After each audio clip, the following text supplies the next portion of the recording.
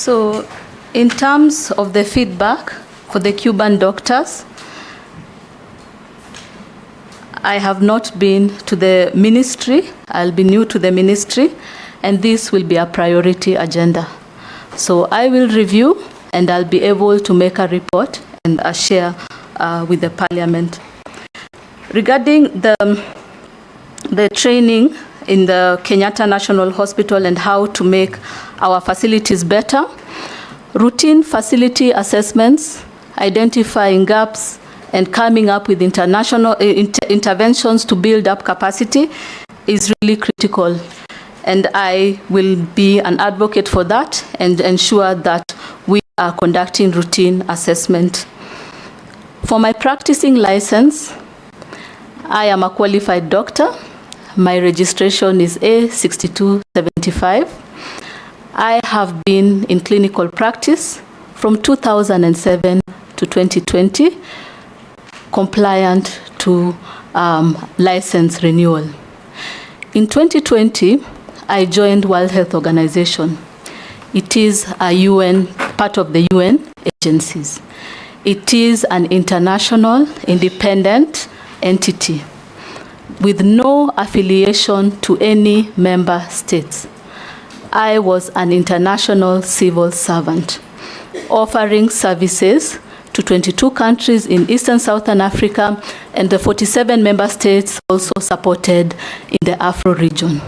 So my work and my capacity was at an international level as a policy advisor, giving strategic direction and technical advice to various countries in the Afro region.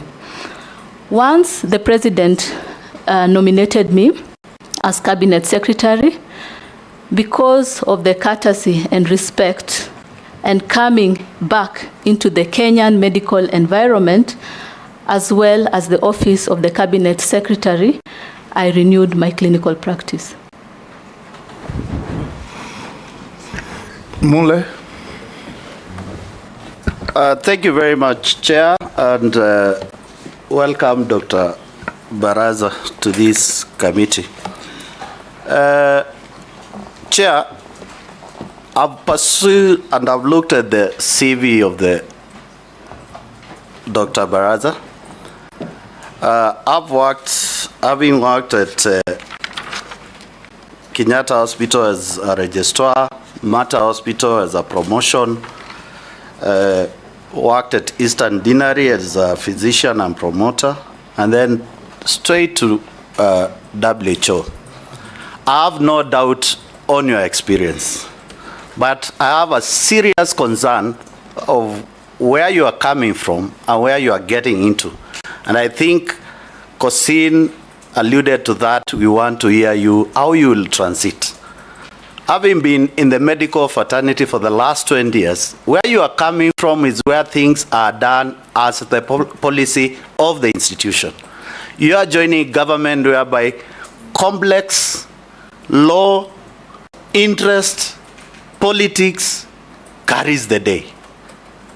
Madam, with all due respect, I believe you are getting into the Ministry of Health, whereby we have several departments, starting with the doctors themselves, starting with the nurses, the procurement agency, KEMSA, the programs, everything.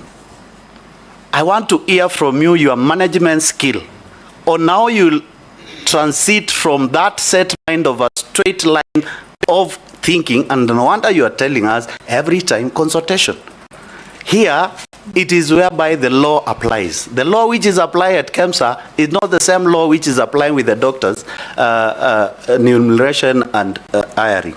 So, my question starts with, how do you tell Kenyans you'll streamline supply and demand of health communities in this country to the grassroots level, putting in mind we still have a devolved government? Secondly, from the international community where you are coming from, there are those policies and guidelines which are being given to this country we must adhere to. One, Honorable Mukami talked about Gavi and vaccines. You know very well Gavi has been supporting this country for many years to provide vaccines and other commodities. But as a government, we have always delayed to pay these supplies, yet endangering the young newborns and the future of this nation by not being vaccinated and exposing them to diseases like polio. What is your take to how to progress on that? Thirdly, as a country, we are binded by all international commitments, starting with the United Nations Convention on on health policies.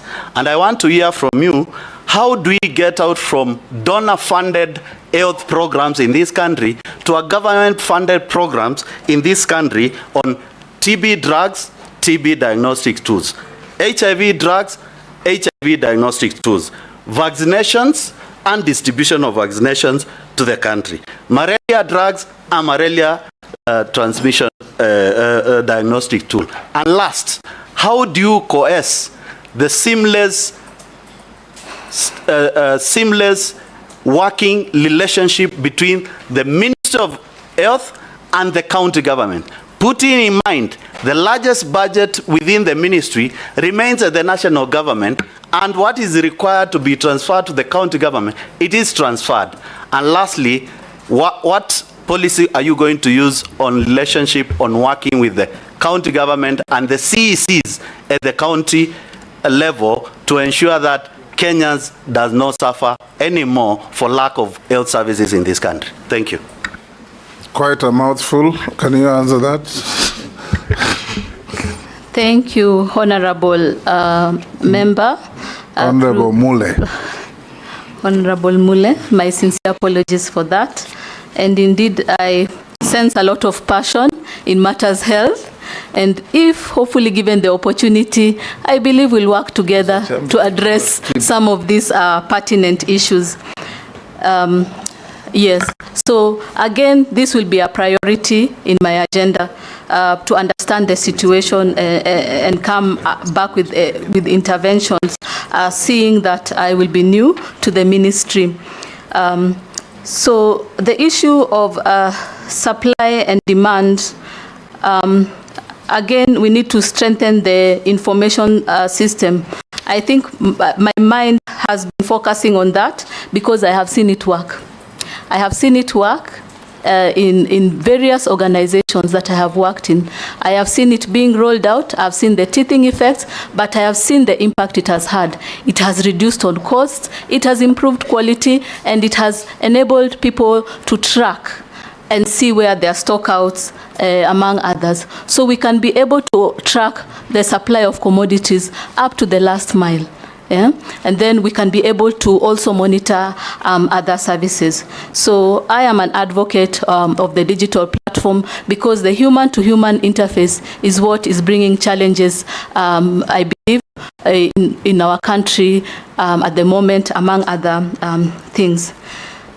So for the vaccines and commodity delivery, yes, we need to allocate budgets to support this, and then we can have pooled procurement of vaccines.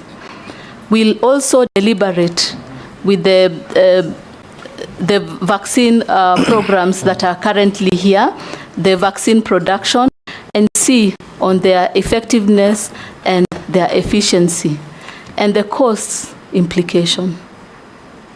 So coming from my background, I know the concerns, the teething effects of vaccine production, and I know the members, the nominated committee wanted me to talk about vaccine production, but I think it is important that we go in depth and identify all these things before making commitment.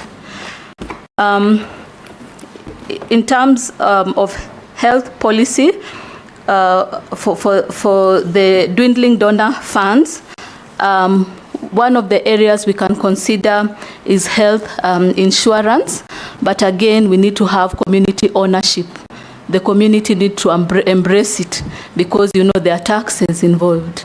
So we'll need to educate them and make them embrace it. With your support, with the county government support, the stakeholders, the partners, I believe we can make this successful. And equally, there are some programs which are again feeding into the universal health coverage, including maternal to child health programs, the TB programs, and so on. So we can see how to work as a team and synergize our efforts for improvement of services in Kenya. As we sit here, the Kenyans who are watching, and they have been sending some SMSs to almost all of us. A few of them, they say,